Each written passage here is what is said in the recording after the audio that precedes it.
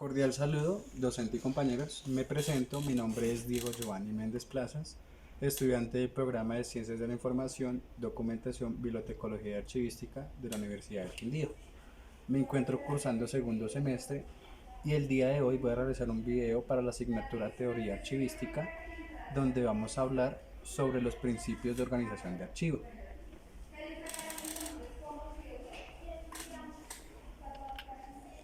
El día de hoy nos vamos a basar en leyes y acuerdos para la organización de archivo, empezando con la ley 594 del 14 de julio del año 2000.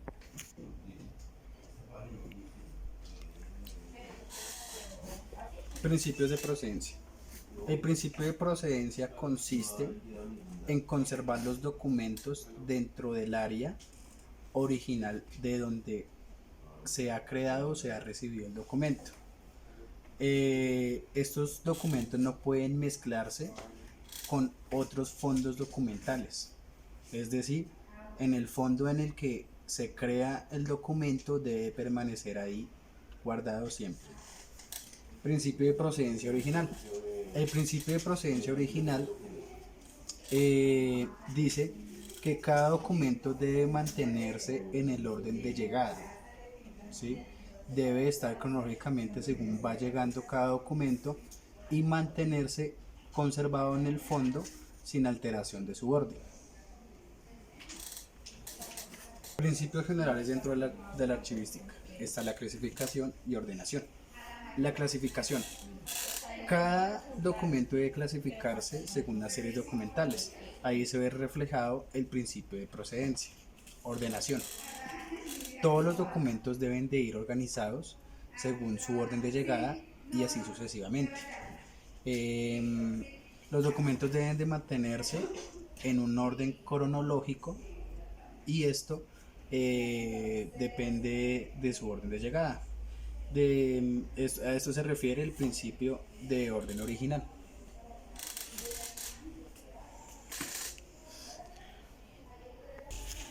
Las ventajas de los procesos de procedencia y de origen original: garantizar la integridad y certeza de los documentos, proteger sus orígenes y procedimientos, reflejar su existencia y ordenación, proporcionar una guía para ordenar, clasificar y analizar los documentos que tenemos bajo custodia, mantener la esencia de estos documentos desde que fueron creados hasta su destino final. El acuerdo 005 del 15 de marzo del 2013 establece los criterios para la clasificación, ordenación y descripción de archivos de cualquier entidad pública o privada. Las entidades del Estado deben desarrollar un proceso de clasificación documental cuyo resultado se vea representado en secciones, series, subseries, fondos, subfondos, en una unidad de documental compuesta o simple. Para explicar mejor, tengo un ejemplo de un cuadro de clasificación documental, el cual inicia con el fondo, código del fondo, sección, código de la sección 1, subsección 1, código de la subsección 2, subsección 2, código de serie, la serie, código de subserie, la subserie y la clasificación que le vayamos a dar. Las tablas de retención se definen como listado de series correspondiente a tipos documentales. En este paso se le da una asignación de cuánto tiempo puede durar el archivo, cómo va a ser su procedencia, si se va a guardar, se puede reutilizar por cuánto tiempo y las formas adecuadas para hacerlo. Es importante tener en cuenta que para las tablas de retención hay que darle una importancia al documento. Esa importancia la toma cada entidad diciendo si es importante para ellos o no conservar el documento, por cuánto tiempo se puede conservar, para posteriormente pasarlo al archivo central, donde va a quedar pues guardado por mucho tiempo en caso de que sea necesaria una consulta en un tiempo más lejano. Este es un ejemplo de una tabla de retención documental.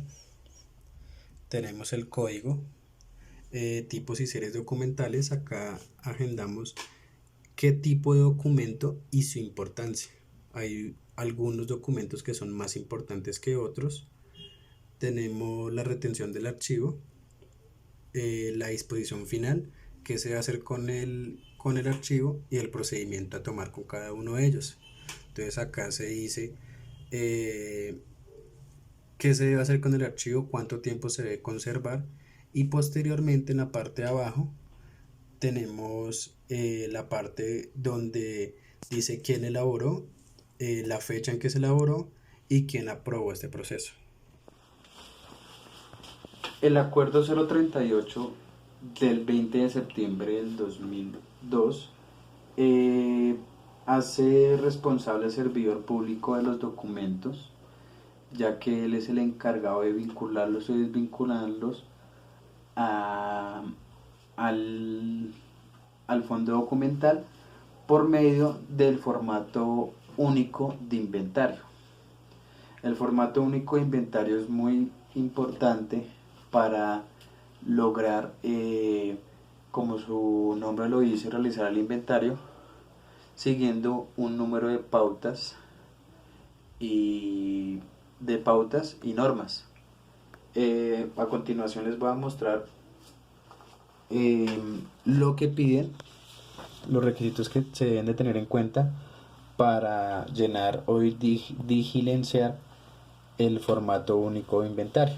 Entonces, va la entidad que remite con el número de hojas, entidad productora, unidad administrativa, registro de entrada, oficina productora con el año, mes y día, objeto, número de transferencia, número de código, nombres de las series, de las subseries, fechas externas, unidad de conservación, soporte de frecuencia, notas, y el número de folios que tenga cada uno.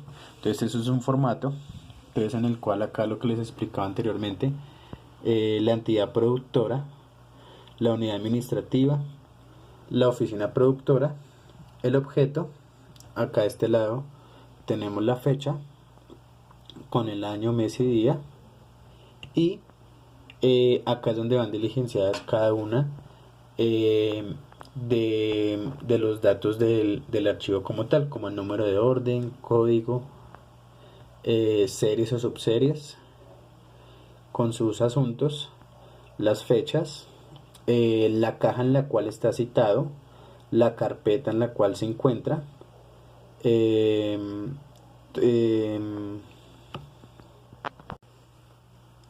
los soportes, la frecuencia con la que se consulta, y acá colocamos por quien es elaborado, su cargo, su firma, fecha y lugar, a quien se lo entrega, igualmente con su cargo y firma, fecha y lugar, y por quien es recibido, con cargo, fecha y lugar. Un fondo documental. ¿Qué es un fondo documental? El fondo documental es la agrupación de diferentes formatos, diferentes documentos, donde se almacenan todos por series, subseries, secciones, subsecciones. Un fondo documental puede ser llamado también fondo archivístico o simplemente fondo. La vital importancia de tener un fondo es que podemos almacenar toda la información y agruparla. Un fondo lo puede utilizar un grupo familiar, una empresa, una entidad del Estado también lo puede utilizar, porque es un poco más flexible, ¿sí? Flexible en el sentido de que cada uno puede crear su propio fondo y agrupar su propia información. No necesariamente tiene que ser un archivo como tal estipulado con normas y leyes. De por sí yo tengo mi propio fondo de donde guardo todas mis facturas. También guardo papeles importantes, eh, cosas que probablemente voy a utilizar en un futuro o que simplemente quiero guardar como recuerdo o como documento. Entonces para mí ese es el fondo documental.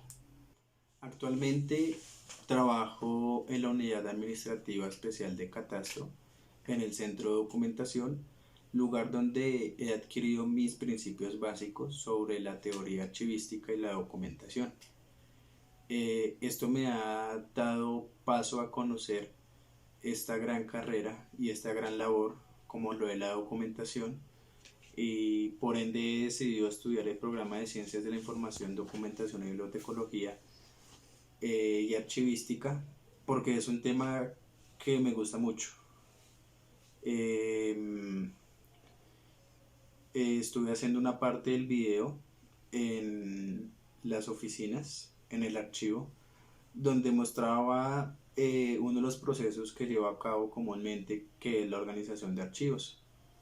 Entonces espero esta pequeña introducción que voy a hacer, donde voy a demostrar los procesos de foliación, cómo tratamos nosotros los documentos para posteriormente archivarlos y como punto final lograr hacer el inventario. Entonces quiero ser lo más claro posible, mostré desde el punto más básico y cómo llega al fin la información. Entonces a continuación les voy a mostrar mi introducción en el archivo. Bueno, compañeros, les voy a mostrar cómo es el proceso para armar una caja X200 de archivo. Entonces posteriormente armamos la parte de atrás de la tapa, bajamos esta silueta que es la más grande, mandamos estas dos laterales y esta central para que cierre compacto, la giramos, mandamos esta central,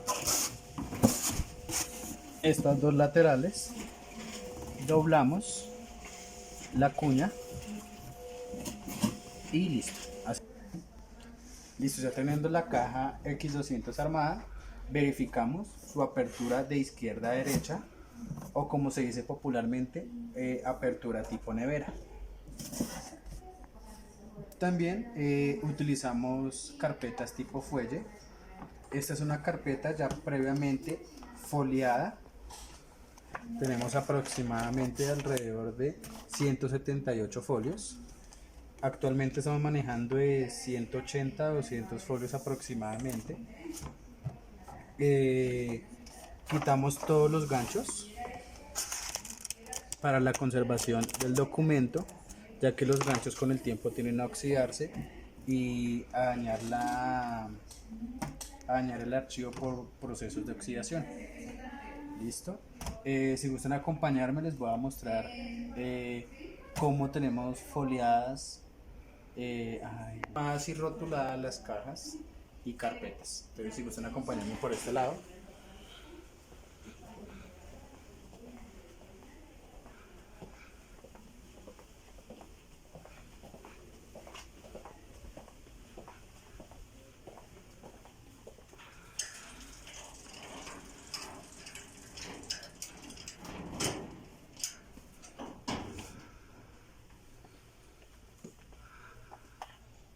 Vamos a tomar como referencia cualquier caja. Lo importante es indicarles a ustedes la rotulación. Entonces, este es el rótulo que utilizamos nosotros para las cajas, donde viene la información de la gerencia, de dónde proceden los archivos, el nombre de lo que vamos a tratar, el código de la dependencia, año y el número de caja, la confidencialidad, si es pública, clasificada, y acá va el rango en este caso las manzanas catastrales, de cierto número a cierto número. Listo, entonces ahora les voy a mostrar cómo es el rótulo de una caja, de una carpeta, perdón. Entonces tenemos casi la misma información: gerencia de información catastral, código de la oficina, serie y subserie, visitas a terreno, título, manzana. Acá tenemos el número de manzana, que es la manzana catastral, la fecha de inicio y fecha final del proceso. Acá también tenemos el número de caja y el número de carpeta.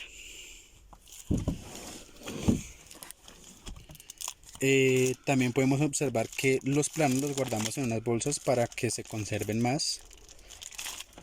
Lo que les decía anteriormente, también el foliaje, está todo el foliaje, y están todas organizadas por código de manzana y por la fecha de trámite. Muchas gracias, docente y compañeros, por la atención prestada. Espero mi información haya sido clara y que todos los procesos que les mostré les hayan servido como orientación para la introducción de la documentación y la archivística. Muchas gracias, hasta luego.